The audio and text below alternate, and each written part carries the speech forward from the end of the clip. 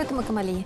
Baik, kita ke utara pula untuk mendapatkan berita semasa dari studio berita RTM di Alustar bersama Siti Zaidah Osman. Silakan. Baik, terima kasih. Pilihan Raya Umum Dewan Negeri ke-15 Kedah memperlihatkan 14 daripada 83 calon yang bertanding adalah wanita. Manakala 50.74% daripada 1,585,085 pemilih berdaftar juga adalah wanita. Apakah kecenderungan pengundi wanita untuk memilih calon wanita? Dan apakah ia bakal mempengaruhi corak pengundian pada Sabtu ini? Laporan Nur Hidayah Anwar. Menurut Fellow Institut Kajian Kerajaan Tempatan, Universiti Utara Malaysia, Dr. Nur Syakiran Akmal Ismail, berdasarkan trend, gender tidak dilihat sebagai keutamaan untuk memilih pemimpin. Malah faktor latar belakang penglibatan dalam parti termasuk pernah menjadi penyandang di kawasan mungkin menjadi pilihan. Selain itu, pendidikan yang dimiliki serta visibility atau kehadiran dalam masyarakat jadi penilaian pengundi terhadap calon bertanding. Elemen kemampuan, kewibawaan dan integriti juga tidak terkecuali. Masyarakat juga menilai calon-calon itu dari segi apakah kemampuan mereka, ya, kewibawaan mereka dan juga integriti. Integriti ini pun satu elemen yang masyarakat lihat. Dan selain itu, dalam konteks pemimpin sedia ada, masyarakat juga mungkin melihat sejauh mana pemimpin sedia ada itu bertindak dengan segera atas apa-apa saja masalah yang mereka hadapi. Katanya jumlah calon wanita yang bertanding di Kedah hanya 12%, iaitu jauh lebih kecil daripada sasaran 30%. 3 calon penyandang kawasan dan 11 muka baharu yang kebanyakannya berpengalaman dalam politik. Menurut Dr. Nur Syakiran, mereka ada ciri-ciri kepimpinan berdasarkan latar belakang pekerjaan, pendidikan dan penglibatan dalam politik. Kalau kita lihat keseluruhan kawasan, ada hanya satu kawasan yang menampilkan pertembungan antara wanita dan wanita, di mana dua wanita ini mempunyai kekuatan yang tersendiri. Okey, kalau dilihat kepada kedua-dua latar belakang, mempunyai pengalaman yang luas dalam politik masing-masing. Ya, cuma kalau kita lihat di sini, faktor lokaliti itu mungkin akan mempengaruhi atau memberi peluang kepada lagi satu kumpulan. Tapi ini saya rasa satu pendukungan yang agak menariklah bila diletakkan wanita dan wanita, tapi dalam situasi kekuatan yang berbeza. Esok hari penentu, tunaikan tanggungjawab anda. Nur Hidayah Anwar, RTM. Kenaikan kadar skim subsidi harga padi SSHP memperlihatkan usaha bersungguh-sungguh kerajaan perpaduan membantu segera permasalahan rakyat. Menurut ahli pemikir gagasan Malaysia Madani, Dr. Azman Hussein, ia antara usaha kerajaan memperkasa rakyat melalui ekonomi madani. Jelaslah bahawa untuk membantu pesawat padi, kita mesti meningkatkan apa yang kita sebut sebagai harga lantai padi. Tapi siapa yang akan mendapat manfaat daripada ini? Apa yang sangat penting, menyebabkan bahawa industri penanaman padi ini akan menjadi mampan. Bila dia menjadi mampan, adalah sawah padi, adalah beras, maka mencukupilah kata orang bekalan beras untuk negara. Kenaikan adalah daripada RM360 per tan kepada RM500 per tan. Peningkatan subsidi sebanyak RM140 itu diunjur membabitkan peruntukan tambahan sebanyak RM1 bilion setahun. Adalah satu-satunya kenaikan subsidi itu sejak kenaikan terakhir diumum kira-kira 25 tahun lalu. Dalam pada itu, Kerajaan Perpaduan sudah menyalurkan bantuan khas kepada pesawah-pesawah Lembaga Kemajuan Pertanian Muda MADA berjumlah RM26.68 juta dan dimanfaatkan oleh 44,481 pesawah. Setiap pesawah menerima RM600 untuk tempoh 3 bulan atau semusim.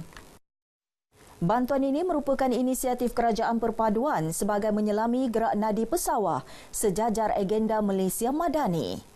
Turut disalur bantuan tabung bencana tanaman padi berjumlah lebih RM2 juta kepada 1,757 pesawah terjejas akibat banjir di kawasan Mada pada Julai 2022.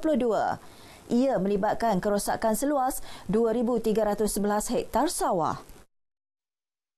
Terima kasih kepada pihak kementerian kerana memberi sumbangan wang ihsan untuk para petani dapat menggunakan duit itu untuk keperluan harian mereka. Sekian, terima kasih. Memang kawasan ini memang selalu terlibat dengan banjir. Dengan pemberian kerajaan alhamdulillah lah. Sebab petani rasa bersyukur dengan pemberian itu. Untuk buat kembali bendang tu. Saya akan ribuan terima kasih kepada kerajaan Malaysia kerana prihatin pada nasib kami petani ini dengan bantuan insentif sebanyak RM600 selama untuk 3 bulan. Min sebulan 200 lah. Untuk 3 bulan sebanyak RM600. Sikit sebanyak membantu kami lah dalam pertanian ni, oleh kerana dalam orang kata apa, peningkatan kos sara hidup ni, ianya membantu kami lah. Banjir tahun 2022 musim kedua lah. Dapat menampung sikit. Ya. Untuk beli apa? Tak ada beli apa, cuma kita spare untuk bawa ke musim depan. Itu lah. Habis dah. Untuk beli benih lah. Untuk beli benih, untuk nak bayar membajak. Itu lah. Yang banjir tu dah tentu dapat dah. Cara dapat tampung kerugian dulu lah. Dapat tampung kerugian dulu dah, boleh lah. Kerugian dulu ikut banyak tu tapi boleh lah, alhamdulillah boleh juga. Untuk apa nak guna tu awak? Untuk nak guna beli benih lain ke, racun semula ke, boleh lah. Dalam kemeriahan kempen PRU Dewan Negeri ke-15, kempen Kibar Jalur Gemilang terus disemarakkan. Jabatan Penyiaran Negeri Kedah dan Jabatan Penerangan Negeri Kedah memulakan kempen dengan bergotong royong memasang jalur gemilang di premis pejabat. Program Semarak Gemilang bersama Jabatan Penyiaran Negeri ini melibatkan lebih 60 kaki tangan diketuai Timbalan Pengarah Penyiaran Kedah Ruhani Musa. Program bertujuan memupuk semangat patriotisme selain mendorong masyarakat untuk sama-sama mengibar jalur gemilang di premis masing-masing. Program disempurnakan Pengarah Penerangan Negeri Nasruddin Mahmud.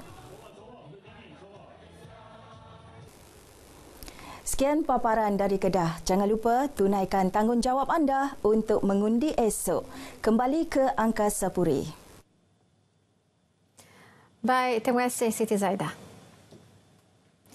Tidak berminat dengan politik bukan alasan mengabaikan tanggungjawab mengundi dan sejauh mana kesedaran golongan belia mengambil bahagian melunaskan tanggungjawab mereka pada PRU DUN kali ini. Ikuti laporan yang telah disediakan oleh Fahmi Zaidi.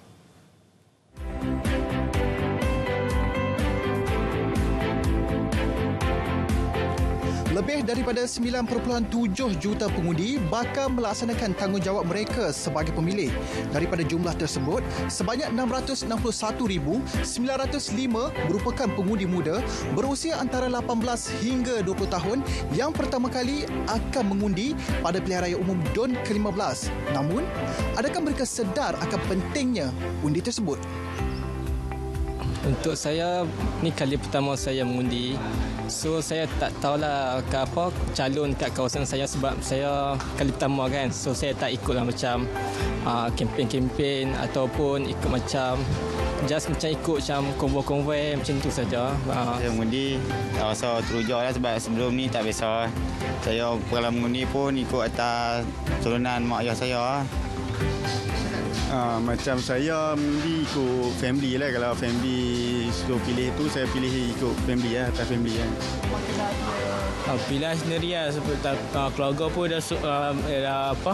dah bagi nasihat apa semua. Dia kata suruh dia undi yang tu. Lepas tu pilihan tu memang bagus lah. Memang minat lah. Itulah. Reaksi positif itu menunjukkan kesediaan belia mengundi pada pilihan raya kali ini. Untuk disertai oleh semua generasi muda. Kerana masa depan politik negara ini bergantung kepada mereka. Dan kalau kita lihat dari segi calon, banyak calon muda yang ditonjolkan dalam pilihan raya kali ini. Pelibatan pengundi muda sememangnya memberi pengaruh besar dalam menentukan siapa yang bakal mentadbir kerajaan negeri untuk tempoh 5 tahun akan datang. Malah, menurut statistik Suruhanjaya Pilihan Raya SPR, lebih 2.1 juta merupakan kumpulan majoriti pemilih yang berusia antara 21 hingga 29 tahun. Jadi anak-anak muda harus mengambil inisiatif dan pendirian yang tegas.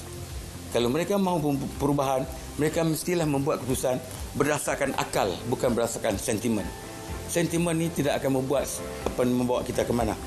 Pastinya pelibatan pengundi muda ini penting dalam menentukan masa depan negara, terutama terhadap siapa yang bakal mentadbir kerajaan negeri.